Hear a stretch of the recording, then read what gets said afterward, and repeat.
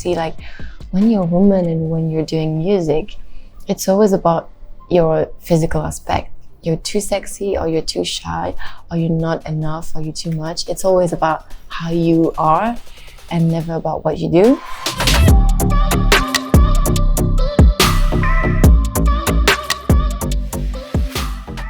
Hi, I'm Hannah from Enemy, and today I'm joined by Angèle for the latest Enemies in Conversation series. Hello. Hello. How are you? I'm good, thank you. How are you? I'm very well, thank you. Today we're here backstage at the O2 Arena in London for your 2 support dates on the Dua Lipa tour. How was the show last night? It was crazy. I was a bit stressed, to be honest, because it's been a while that I haven't done any opening show. And I didn't know how the crowd would react. But actually they were like very cute and very smiling. So it was very cool. Very cool. And you joined Dua for Fever, right? Yes, I did. What was that like? It was so cool. We already did it in Madison Square Garden in New York. So it wasn't the first time. And I felt more comfortable, felt more like I had fun because I could realize what was happening. And it's so cool to be able to see the show and to be part of it at the same time. And these kind of 2 dates have been fit in around the rest of your huge tour. And you've played the first show of that already. What's that been like? How long have you been waiting for that moment to get on stage? Well, I waited for 2 years, more than 2 years actually. And my last show was in February 2020. I had no idea I would wait so long to go back on stage. And when I came back on stage was April 2022. So when I came back on stage, I immediately felt that was the place I wanted to be. And I really felt like it's, I remember, why am I doing this? Because sometimes for so long, because I was waiting, I was wondering sometimes, like, is it really where I want to be? Is this really what I want? And when the first step I did on stage with the crowd, I was like, yes, this is exactly where I want to be and what I want to do.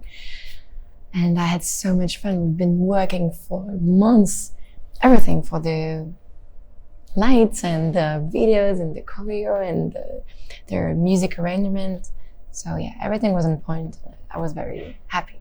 Are you really involved in sort of like the creative vision on stage and stuff? Yes, because if I'm not involved, I would feel like disconnected to what's happening. So I always have to be part of the process of, what's going to be in the screens, what lights are going to be in, and also all the music arrangement, because I want it to be like very close from the album, but in another way very surprising. So the people would hear something they never heard. Like, they know the songs, they can sing along, but they can also like be surprised by bridge and stuff that we're adding to make it more intense. Because this is the first time you've been able to kind of perform all the songs from Nonante-Cinq live. Yes. How does that feel? I imagine probably quite emotional the first time you did it. Yes, actually, I thought it would be more emotional to sing the new songs from my second album. But actually, it was even more intense to sing the song from my first album, because I felt like the songs from the Nonante-Cinq were very actual and new, and I was singing it, and it was very cool to hear the audience singing with me.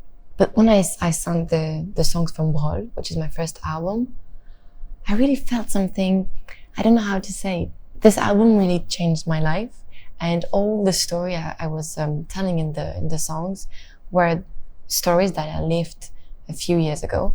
So singing it from now with some time, in between the moment when I wrote it and now, and realizing that the audience was singing with me and that these songs were also kind of part of their life. I don't know if you know what I mean. Yeah. But I felt like they were like, I felt the love and the support it was very, very nice. And I felt like I was so lucky to be able to do this, to be able to sing these songs that I wrote in my teenager room and to be able to perform them again. Because I did want to ask if like the meanings behind songs change or becomes affirmed, particularly with the song Quoi, which obviously has been such a sort of rallying cry for women. Performing it now, kind of 2-3 years after it first came out, do you kind of feel that even more?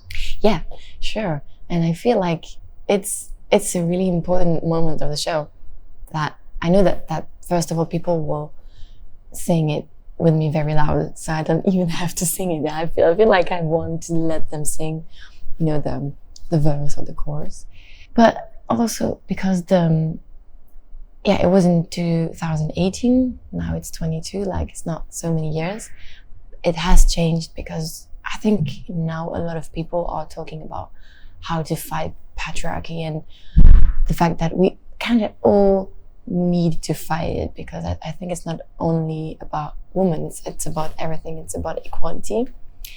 But I feel like there is a lot of things that has to change still. So I feel like it makes sense to still sing this song, knowing that it has taken so much more sense with the years in my life. Have you found things kind of getting like a bit better, things are improving for women in the industry, or do you okay, as a woman, since the song was released stuff. Well, I don't know, because the thing is, in industry, to be honest, I choose my team, and then I don't know if I can say this, I created my own label. That's the good word to say. So I created my own label.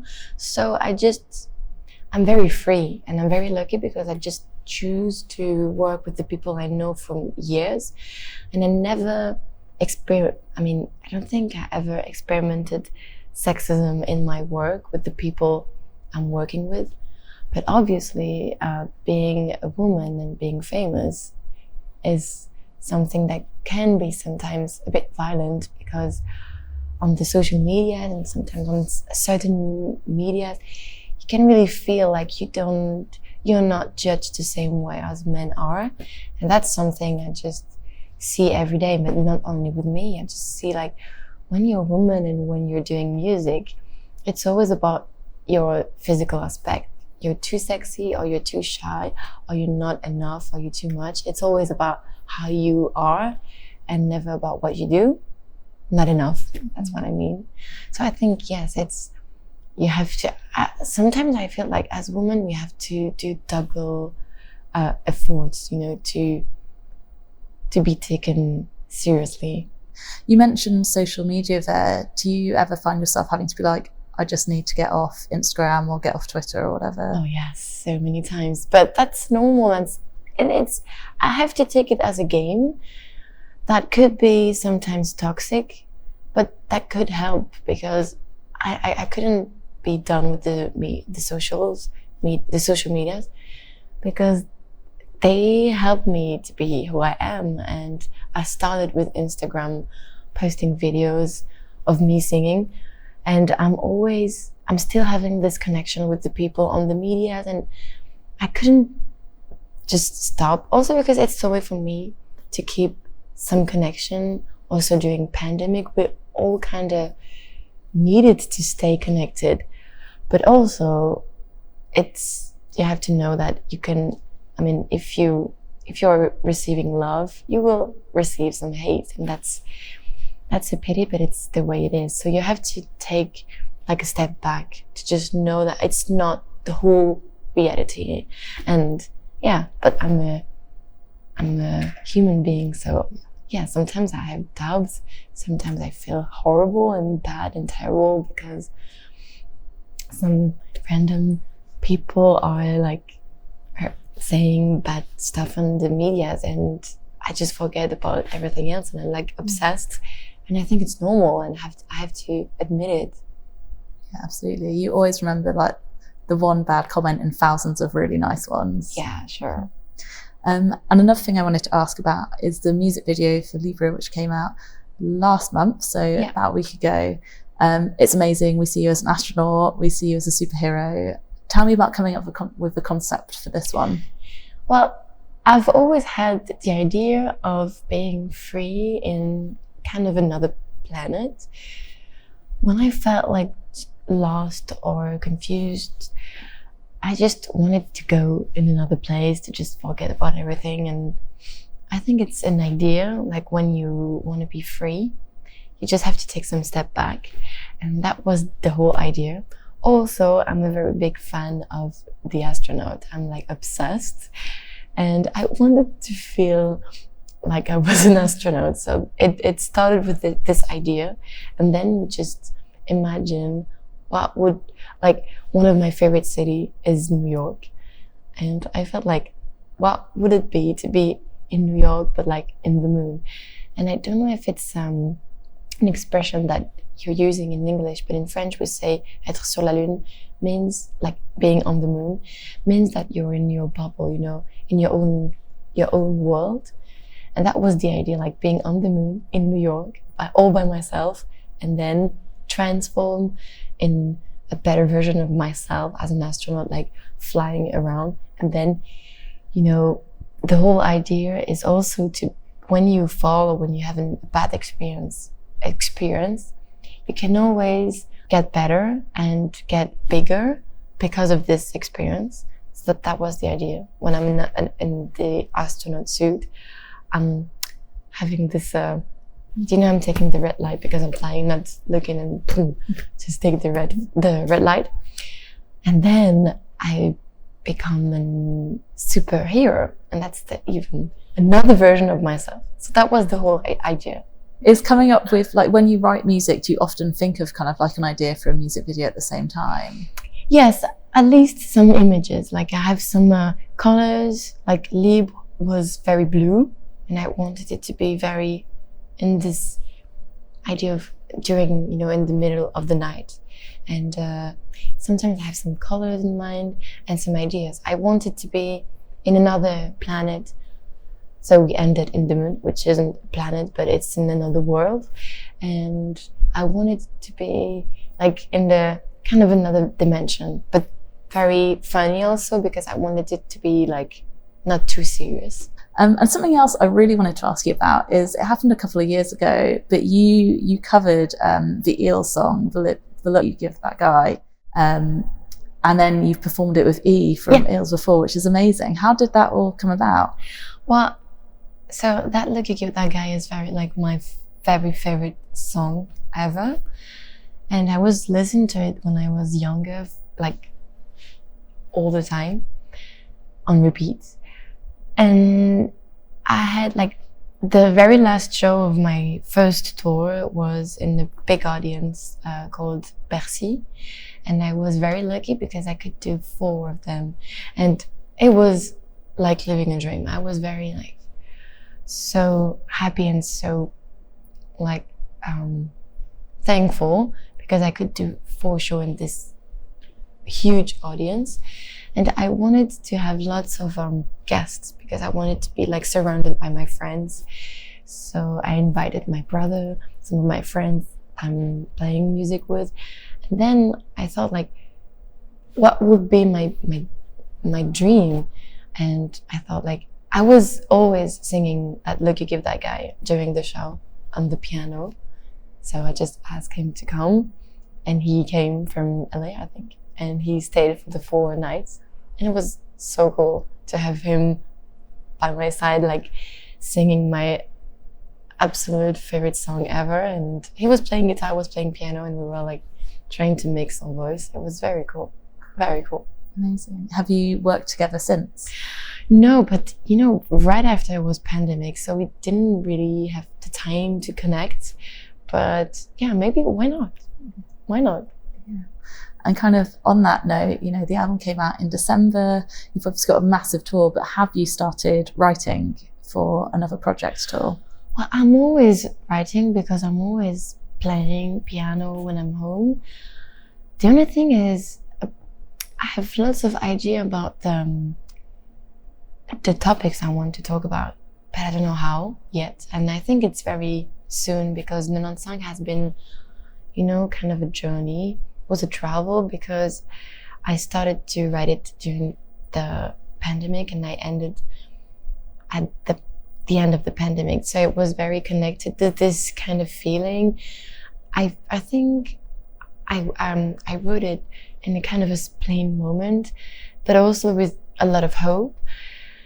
And now I just feel like I need some time to live something, you know, even the tour, to live the album, and also to just live something else, and maybe, yeah, to have something to talk about. Otherwise I will like write some text with no sense, and it's not very what I want. So yeah, I have a lot of songs always, but I don't have the lyrics yet. Well, something you have been doing as well as touring is you've started appearing in more films. So you appeared in Annette, and you're going to be in Asterix and Obelix. How has been this kind of transition into films been? Well, I didn't feel like it was a transition. I was very, because before this question happened all the time, and I felt like, you know, I wasn't in the right place because I never done this before. But when I did Annette, I felt like this wasn't that different from doing a video clip. So I felt really like I was doing my job. And also because I was singing, it was a singing film. So I felt really comfortable doing it. And for the Asterix, it was more, I wanted to be ready. So I did a lot of exercise with a woman, and she helped me to just get in the character and just trying to know how to do it and how to learn the text. But actually I felt like, oh, this might not be so different from what I'm already doing, because when you're performing, you have to you know, take the emotion that you have in your heart and to give in to the people. It's not that different. Yes. Playing with the emotion and playing around with the things you're saying, but you're not necessarily living in the moment you're saying it. You're just like playing. Do you want to do more kind of acting? Are there any film franchises you'd really like to be involved in? Yeah, I think I would love to. I think I need to go with the tour now, because this is the thing I want to do right now. But maybe, yeah, right now, that would be amazing.